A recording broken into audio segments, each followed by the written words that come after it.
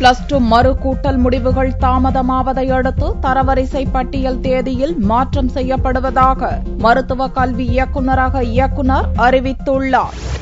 தமிழகத்தில் MBBS மற்றும் BDS படிப்பு மாணவர் சேர்க்கைக்கான தரவரிசை பட்டியல் ஜூன் 12ஆம் தேதி வெளியிடப்படும் என்றும் கலந்தாய்வு ஜூன் 18இல் துவங்கும் என்றும் மருத்துவக் கல்வித்துறை அறிவித்திருந்தது. இந்நிலையில் குறிப்பிடப்பட்ட தேதியில் கலந்தாய்வு துவங்கும் என்று தெரிவித்த மருத்துவக் கல்வி இயக்குநர் கீதா லட்சுமி தரவரிசை பட்டியல் மட்டும் அறிவிக்கப்பட்ட தேதியிலிருந்து 1-2 நாட்கள் தள்ளி போகலாம் என்று தெரிவித்தார்.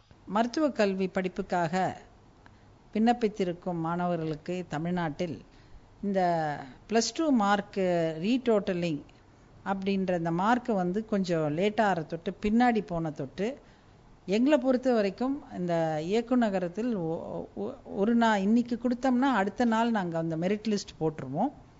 ஸோ அதை பேஸ் பண்ணி அடுத்த நாளே நாங்கள் மெரிட் லிஸ்ட் போடுவோம். என்னைக்கு அவங்க அந்த ரீடோட்டலிங் மார்க்ஸ் கொடுக்குறாங்களோ அடுத்த நாளே நாங்கள் மெரிட் லிஸ்ட் அறிவிப்போம். அது மட்டும் இல்லாமல் நாங்கள் சொல்லியிருந்த அந்த 18ஆம் தேதி கவுன்சிலிங் அந்த உரிய தேதியிலே தான் நடக்கும். மொத்தம் 2172 இடங்கள் அரசு மருத்துவக் கல்லூரிகளிலும் 993 இடங்கள் சுயநிதி மருத்துவக் கல்லூரிகளிலும் இந்த ஆண்டு நிரப்பப்பட உள்ளது. மேலும் அரசு பல் மருத்துவக் கல்லூரிகளில் 85 இடங்களும் சுயநிதி பல் மருத்துவக் கல்லூரிகளில் 937 இடங்களும் இந்த ஆண்டு நிரப்பப்பட உள்ளன.